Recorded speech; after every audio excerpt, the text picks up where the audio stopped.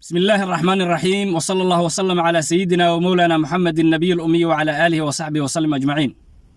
waxaan rabaa wax yar inaan ka iraahdo xalqadaanu tii labaad weeye tii koowaad hore noogu soo dhacday ninkan aad idin muuqda oo baraha bulshada ummadda Soomaaliyeed marin habaabinaya oo culumaa ahlus sunnah wal jamaa ku tilmaamaya in ilaahay geyrkiis ay caabudaan waa wax uu aaminsan yahay aysan garanayn ba ilaahay in wax la weydiisto meeshii ilaahay wax laga weydiisan lahaana ilaahay geyrkiis ay wax weydiisanayaan marin habaamintii noocaas ahayd annaga oo ka jawaabayno inta aan la gaarin abyaadii ninkaas uu yeerinaya ama uu meerinayay fasirkooda iyo ujeedka laga leeyahay aniga oo aan gaarin ayaan waxaan rabaa in aan sheego ninkan waxa uu marka koowaadba diidan yahay kana soo horjeeda inay tahay wax la yiraahdo al-istighaatha wa tawassul at-tawassul oo ilaahay dadkiisa wanaagsan oo anbiyada iyo sulaxada ah in ilaahay wax lagu weydiisto oo loo maro iyo istigaathada oo qofkii loo dhawaaqdo oo la gargaar weydiisto inay tahay shay sharci ah oo wax xaraan ah aan ahayn ilaahay geyrkiis oo la caabudana aan ahayn mar haddii qofka uu aaminsan yahay qofkan uu ku tawassulayo ama ku istigaathonayo in uusan asaga wax awood ah uusan lahayn oo istiqlaal ah oo asaga la kali noqday aysan jirin laakiin awooddu uu ilaahay leeyahay subxaanahu wa ta'aala ee sababta qofkan uu ugu tawassulayo ama uu istiqaathoonayo inay tahay inuu ka aaminsan yahay qofkan qof ilaahay agtiisa yacni wanaag badan ku leh ama nabi ama rasuul ah ama saalix ah qof saalix ah oo wali ah taas hadduu qofku u aaminsan yahay waa shay mashruuc ah bannaan uusan ka aaminsanayn qofkaanu inuu ilaahay yahay uusan ka aaminsanayn qofkaanu in uu awood gooni ah u asaga leeyahay marka in la kala saaro oo dadka loo kala haadiyo sida buunshada budada looga haatiyo ee qashikana looga bixiyo ayaan rabnaa insha Allah ta'ala wax yar inaan tilmaano wax aan ku tilmaamayna ma ahna hawo teena iyo jacaylkeena oo jecelnahay ma ahane waa nabiyullaahi maxamed salawaatullaahi wa salaamu alayhi hadiyigi nabi maxamed laga helay oo uu na soo gaarsiiyay dadku ku camal falayaan oo sameynayaan marka haddii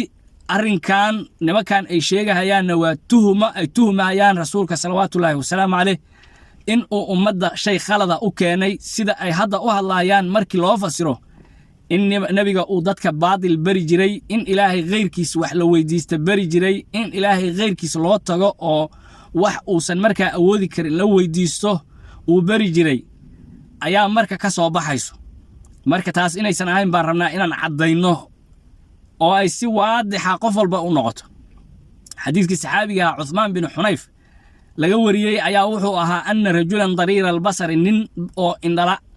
oo saxaabi ah ayaa atan nabiga sallallahu alayhi wasallam nabiga u yimid buu yiri markaasuu faqaala wuxuu ku yiraahday ud'u allaha an yu'afiyani ilaahay ii bari in ilaahay ii caafiyo ayuu ku yiraahday marka ducada nabiga uu aan gaari doono horay asxaabtu uma aysan aqoonin nabigana horay uma uusan barin laakiin ducadan waxay sabab u noqotay ninkan saxaabiga ah dartiis bay sabab u noqotay inta ka horna haddii aan ku hakanno ud'u allaha an yu'afiyani ilaahay ii bari hay caafiye saxaabiga sidaas dhahayo ma ilaahay buu yacni ku kufriyey ma ilaahay baryadiisii buu ka jeestay oo makhluuq buu u jeestay sababtoo tahay nabiyullaahi maxamed waxa weeye waa makhluuq wey ilaahayna waa allihii khaaliqa wey marka makhluuq miyuu inta u jeestay khaaliqii miyuu ka tegey mise fahanka khariban ee nimanka nahaabiyada ah ayaa khaldan oo jah wareersan maxaa yeelay ilaahay wuxuu yiraahday ud'uuni astajib lakum ilaahay wuxuu yiraahday aniga ibarya waa idin ajiibaya buu ilaahay subxaanahu wa ta'ala haddaba saxaabigan miyuusan aqoonin in ilaahay la baryo ani ilaahay dadka aqbalahayo miyuusan aqoonin way uu saxaabigan ugu tagay nabiyullaahi maxamed salawaatullaahi wa salaamu alayhi hadii uu u tagay nabiyullaahi maxamed haduu u tagay salawaatullaahi wa salaamu alayhi uusan waxba garanaynin nabi maxamed waa ahadkii uu ku soo degahayay salawaatullaahi wa salaamu alayhi wahyiga uu ku soo degahayay asaga muxuu u dhihi waayay haddii ay tahay in ilaahay laga jeestay meeshii ilaahay subxaanahu wa ta'aala wax la weydiin lahaa ilan indho waxa soo celiya ilaahay qofka adoonka iyo ilaahayna looma dhaxeeyo in uu ku dhaho saxaabigan war aniga haydin aniga ilaahay ii bariye orado ilaahay adigu toos u aado ilaahay oo adiga bariyada ilaahay wax weydiiso nabiyullaahi maxamed salawaatullaahi wasalaamu calayh soo sidaas kuma uusan dhaheen haddii uu u arko nebi maxamed arrinkaanu inay khalad tahay oo qofku inuu qof kale uu bidahayo wax uu bidahayo inuu u tago oo ilaahay uu dhaho ii bari inay khalad tahay hadduu nabiyullaahi maxamed og yahay soo muu dhaheen war aniga hay imaane ilaahay aad meesha waxaa ka soo baxday in qofku uu qof kale uu dhigi karo ilaahay ii bari taa markii aan ka soo tagno oo aan xadiiskii sii galno rasuulka wuxuu ku yidhaahday ninkii faqaala in shi'ta dacawtu lak haddii aad doontid niyahow ilaahay baan kuu baryahayaa wa in shi'ta akhartu daalika ama akharta daalika arrinkaas waa dib dhiganaysaa in shi'ta akharta daalika haddaad rabtidna ducadaas waad dib dhiganaysaa oo qiyaamahaad u dib dhiganaysaa fa huwa khayrun laka sabarka aad ku sabartay khayr badan baad ka helaysaa oo ilaahay baa macnihii aad kuu abaalmarin doono ilaahay baa aad kuu abaalmarin doono waadna ku farxi doontaa sabarkaaga faqaala ninkii wuxuu yidhaahday udcuhu nabiyullaahi maxamedow ninkan ilaahay u bari buu yidhi duca buu rabaa yacnii haddee ilaahay idamkiisa in ilaahay u aqbalo indhihii uu helo buu rabaayo ilaahay u bari nebiga wuxuu amray salawaatullaahi wasalaamu calayh meesha weyse qaadka inuu aado inuu tago ninkii nebigu la joogay salawaatullaahi wasalaamu calayh ogow nebiga wuxuu amray marka inuu tago oo meesha weyse qaadka uu aado fa amarahu nebiga marka wuxuu amray an yatawaddac inuu weysaysto ayuu nebiga amray salawaatullaahi wasalaamuhu calayh oo markaa fa yuxsina wuduu'ahu weysadiisa uu qurxiyo oo wanaajiyo oo si fiican uu u weysaysto wa yusallii ragcatayni laba ragcadood uu tukado oo wayadcuu uu ku ducaysto bihaadihi ducaa ducadan ayada ah uu ku ducaysto halkaan haddaan wax yar ayadana ku istaagno nimanka khawaarijta waxay isku dayaan xadiiskan inay ka dhigaan in ninka nebiga uu u duceeyey maxaa yeelay ninka markii hore muxuu ugu yimid nebiga inuu u duceeyo ilaahay uu u baryo in ilaahay caafiyuu markii hore ugu yimid nabiyullaahi maxamedna muxuu markaa u sameeyey wax asaga iyo ummaddiisa inta kaloo dhan anfacayso asaga keligiis nebigu u ducayn kare markiiba nebigu waa u ducayn kare asagoo meeshii taagan wax xigmad ah kuma ay jirto in la yidhaahdo orod oo meesha weysaqaadka aad nebiga hadduu u ducaynayo orodoo weysaqaadka aad oo soo weysayso oo laba ragcadood tuko oo haddii alla kuuran yahay kadibna middaan ku ducayso muxuu nebigu ducada ugu sheegahayaa mar hadduu nebigu u duceeyey meesha ay dadka ku khaldaan kuna khiyaanaan halkan wey nebiga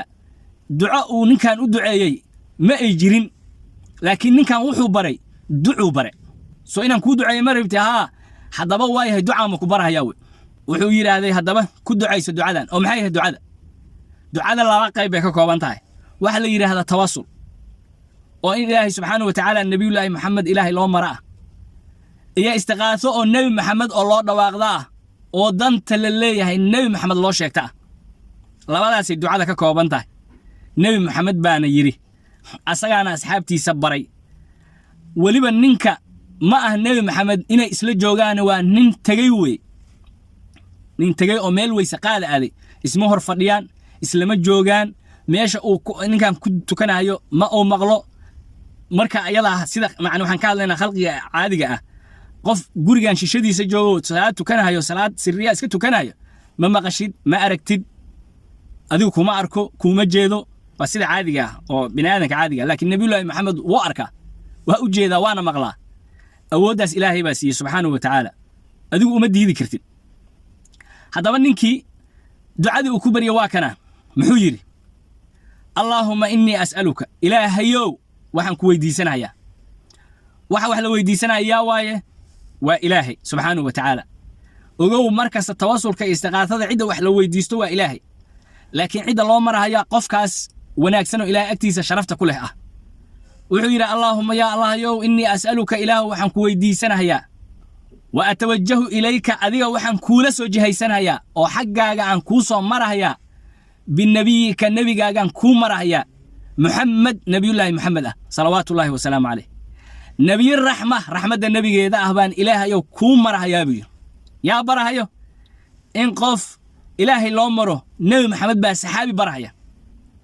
markaasuu wuxuu yidhi yaa muxamed waa kan istiqaafada ogow nebi maxamed buu u dhawaaqanaya yaa muxamed nebi maxamedow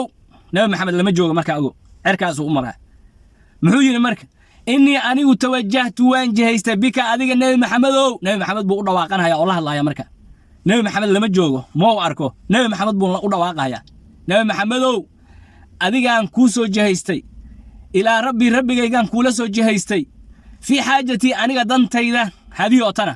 fatuqdaa lii aniga markaa sida aan rabo la ii yeelo oo ilaahay macnaha indhihii ii soo celiyo sidaasaan adiga kugu soo jihaystay buu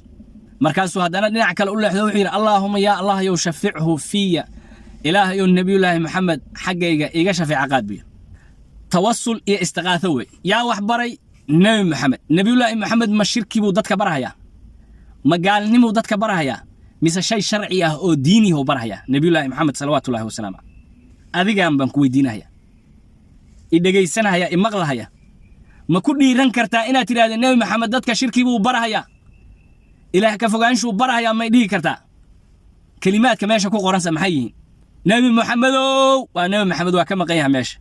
ma ahan xaadir oo markaa ma hor fadhiyo ogow ma hor fadhiyo nebi maxamed waa ka maqan yahay nebi maxamed buu u dhawaaqday rabbigiis buu wuxuu yidhi nebi maxamedow ilaahay baan kula soo jihaystay buu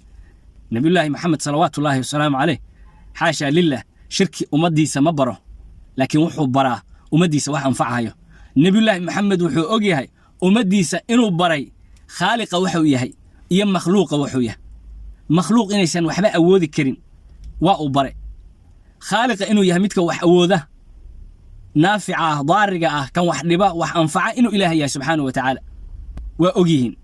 laakiin haddana maxay tahay marka muxuu sababta u baraya maxay tahay waxaan waxa loo barahayaa waxa weeye waa asbaab wey sabab wey kaniiniga maxaa u cuntaa kaniiniga markaa cunaysid ilaahayow caafi waad dhihi kartaa ogow madaxa lagaa qabtay yaa madaxa xanuunka ku haya kaa qaadahaya ma kaniiniga haddaad tidhahda kaniiniga madaxa xanuunkiisa iga qaadaya shirki wey taasaaba gaalnimo ah oo kaniinigaasaa aniga caafimaadkayga iyo madaxa asagaa iga qaadaya haddaad tidhahda taasaaba shirki ah laakiin kaniinigan waa sabab wey sabab buu wuxuu u yahay caafimaadkaaga qofka ku caafinaya waa ilaahay subxaanahu wa tacaala qofka caafimaadka bixiya waa ilaahay wax kale maaha marka in intaa la fahmo ayaa muhiima marka waa wadi doonaa tawasulka istiqaatada wax badan baan ka hadli doonaa waqtigaa yaro dheeraaday inaan soo koobaan rabaa insha allahu salaadii maqribna waan geli rabnaa insha allahu dadku ha fahmaan nebiyullaahi maxamed xaq buu noo keenay hidaayu noo keenay ilaahayna wuxuu ku leeyahay subxaanahu wa tacaala laqad kaana lakum fii rasuulillaahi uswatun xasana liman kaana yarju llaaha walyowma alaakhir nebiyullaahi maxamed dayashaa kugu sugan qofkii ilaahay iyo maalinta aakhire rajaynahaya way ogow qofka maalinta aakhire maxamed rajaynayna hadda dantiisa asay u taala marka nebi maxamed shirkiina ummadda ma barin namana barin marka taasna sidaa ha loo ogaado insha allahu tacaala wax badan baan xadiiskaana babayaanin doonaa wax badanna waan ka hadli doonaa insha allahu tacaala wuu nagu filan yahay saan isleeyahay maadaama waqtiga ciriiri nagu yahay halkaasaan kusoo koobahaya assalaamu calaykum waraxmatullaahi wabarakaatu